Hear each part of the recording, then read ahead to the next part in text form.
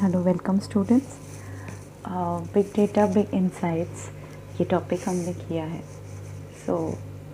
इसका एक वीडियो भी मैंने पोस्ट किया है, हिंदी में है वो video with English.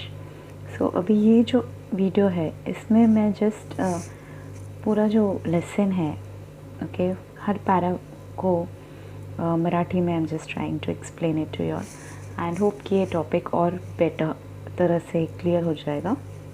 Vijay coaching classes Ambernath में है। We have our branches in Ambernath east and west, both the places. So online classes have already started. Online admissions for class 11th and class 12th up to TY BCom has started. So big data big insights जो हमने KIA था इसमें कुछ words आए थे, तो ये उन words के meaning हैं। प्लीज़ गो थ्रू इट वंस। उसके बाद अब हम देखेंगे की exactly what is big data. होय, आपण ऑनलाईन जे काय कृती करतो ते सर्व रेकॉर्ड केले जाते, त्यांचे परीक्षण आणि विश्लेषण केले जाते। प्रचंड प्रमाणात डेटा गोळा केला जातो। डेटा कितीही मोठा असू शकतो याची कल्पना देतो। बिग डेटा पेटाबाईट किंवा एक्झाबाईट असू शकतो। कोट्यावधी ते कोट्यावधी लोकांच्या नोंदणींचा डेटा सर्व विभिन्न स्रोतांपासून घेतात। सो येस, जो भी एक्टिविटी हम ऑनलाइन करते हैं वो रिकॉर्ड होता है, मॉनिटर होता है, एनालाइज होता है। इतना ह्यूज अमाउंट डेटा कलेक्ट होता है कि वो पेटाबाइट, एक्साबाइट, उसमें बिलियंस, ट्रिलियंस। अब मैं ये एक एक रीड नहीं करूँगी। ये जस्ट आपके अंडरस्टैंडिंग के लिए ये मराठी ट्रांसलेशन है। फॉर एग्जाम्पल से अब शुरू होगा। उदाहरणार्थ वेब विक्री, ग्राहक संपर्क केंद्र, सोशल मीडिया, मोबाईल डेटा इत्यादी उद्योग आणि कंपन्यांकडे उपलब्ध असलेला डेटा विस्तार, विविधता, वेग, सत्यता आणि मूल्य प्रचंड प्रमाणात वाढत आहे। increasing in volume, variation, velocity, veracity and value, that is vistar. Vividita, that is variation, velocity means wake, veracity means reality and value, that is the मूल्य। it has been increasing।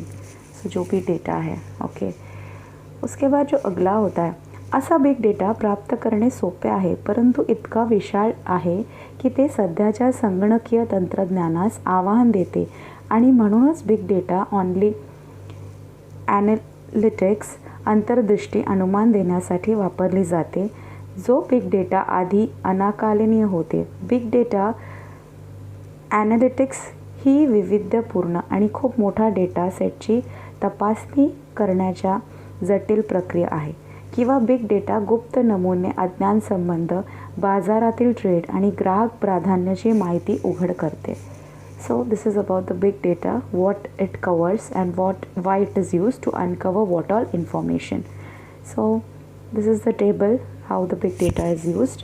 You can have a look at the table where it is used. Already I have explained in the chapter.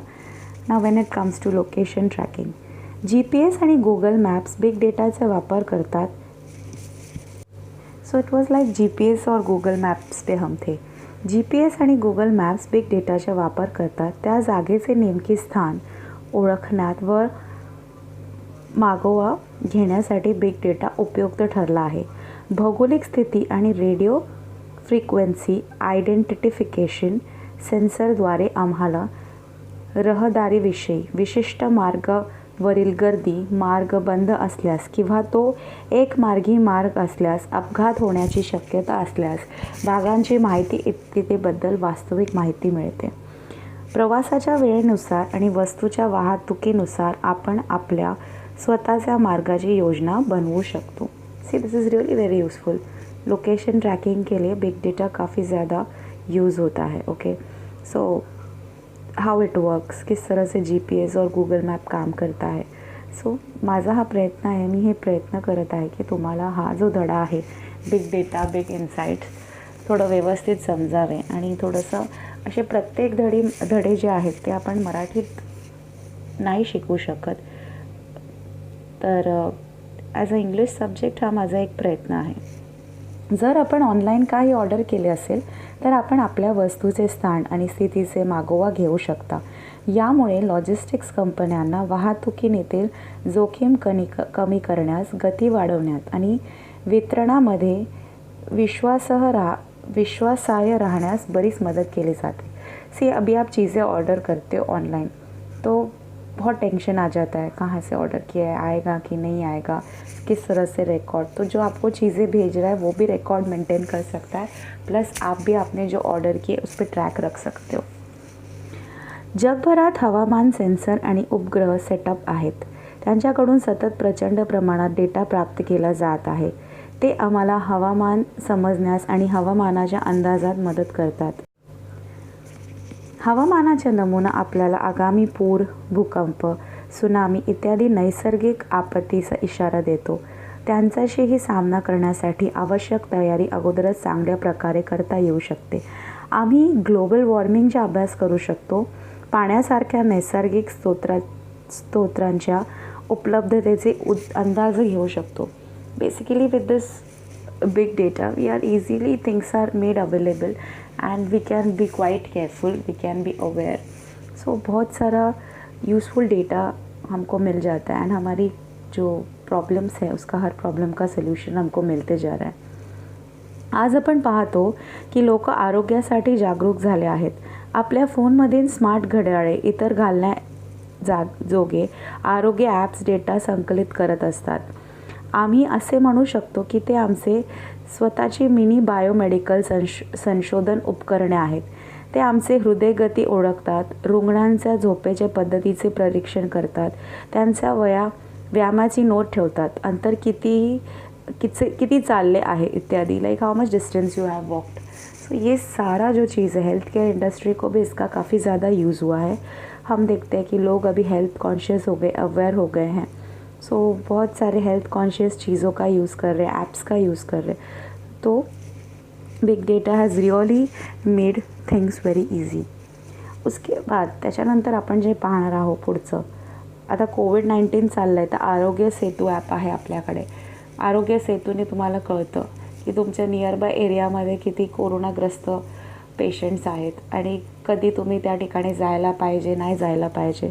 Okay, जेव्हा आपण आपला संदेश WhatsApp किंवा फेसबुकवर post करता की मी फ्लूनी आजारी आहे, त्याचे परीक्षण केले जाईल आणि फ्लूद्वारे प्रभावित भागात सहजपणे शोधता येईल आणि आवश्यक खबरदारी घेतली जाऊ शकते। विशिष्ट क्षेत्रातील संशोधनास प्रोत्साहन देण्यासाठी फार्मास्युटिकल कंपन्या लोकांच्या आरोग्याचा डेटा प्राप्त करण्यासाठी मोठ्या प्रमाणात पैसा मोजतात। एक चित्र केलेल्या डेटाच्या मदतीने लोकांना वारंवार येत असलेल्या समस्यांसाठी सूचना आणि उपाय दिले जातात। आता जर आपण बघणार कोविड-19ची सिच्युएशन जी चालली आहे, कोरोनाची सिच्युएशन जी चालली आहे एव्हरीवेअर अराउंड द वर्ल्ड, की तुम्हाला माहीत असेल की आरोग्य सेतू ॲप आहे, त्याच्यामध्ये तुम्ही आपले डिटेल्स फीड करतात, कुठल्या एरियामध्ये आहे, काय आहे। आणि जर तुम्हाला वाटत असेल की माझ्यामध्ये ते लक्षणं आहेत तर तुम्हाला काही प्रश्न विचारले जातात आणि तुम्ही त्या प्रश्नांचे उत्तरं देतात, त्या हिशोबाने तुम्हाला ते रिझल्ट देतात। हो, असू शकतं कदाचित तुम्ही जे कोरोना पेशंट आहे त्याच्या संपर्कात आले असणार आणि एखाद्या वेळी तुम्हाला कोरोनाची लागण झाली असेल, किती चान्सेस आहेत, किती नाही आहेत। तर हे सगळ्या माहिती बिग डेटा आणि हे डेटामुळेच खूप गोष्टी सोपे झाले, तुम्ही स्वतःला वाचवू शकतात। आणि प्रत्येक ॲप जे आहेत, खूप सारे ॲप पण आहेत, ते ॲपचं म्हणजे व्यवस्थित कसं वापर करायचं ते आपल्याला नेमका माहीत असायला पाहिजे। तर मला हेच बोलायचं, जसं तुम्ही सांगितलं जसं हे एक्झाम्पल्स इकडे दिलेलं आहे। जर तुम्ही सांगणार की मला ताप येतो आहे का, मला खोकला येतो आहे, आता आरोग्य सेतू ॲपमध्ये ते जे प्रश्न विचारतात, तुम्हाला बीपीचा त्रास आहे का, हार्टचा प्रॉब्लेम आहे का, असे काही प्रश्न विचारले जातात। गेल्या काही दिवसात ताप जाणवतो का, ताप जास्त असतो का, हे असे प्रश्न ते गोळा करतात। म्हणजे हे सर्व्हिस झाले, ते तुमच्याकडून डेटाच गोळा करतायत आणि तुम्हाला त्यानुसार जे लागती मदत पाहिजे ते सगळं ते सांगतात। ओके, आता बँकिंग आणि फायनान्स आणि ट्रेडिंगमध्ये पण बिग डेटाचा खूप यूज होतो।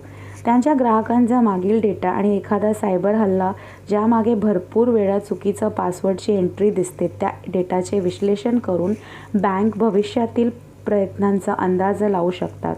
बिग डेटा केवळ सायबर गुन्ह्यांचा अंदाज लावण्यास मदत करत नाही, तर चुकलेल्या व्यवहारांशी संबंधित आणि नेट बँकिंगमधील अपयशी संबंधित अडचणी हाताळण्यास देखील मदत करते.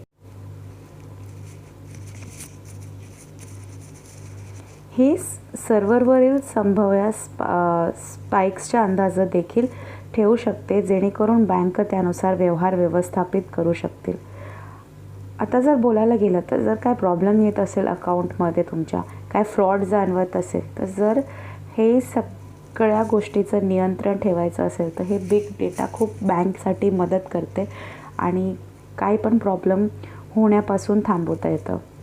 सिक्युरिटीज एक्सचेंज कमिशन SEC वित्तीय बाजारावर नजर ठेवण्यासाठी संभाव्य बेकायदा व्यापार आणि संशयास्पद व्यवहार बिग डेटा वापरत आहे. आर्थिक बाजारपेठेतील संभाव्य फसवणूक ओळखण्यासाठी SEC हे नेटवर्क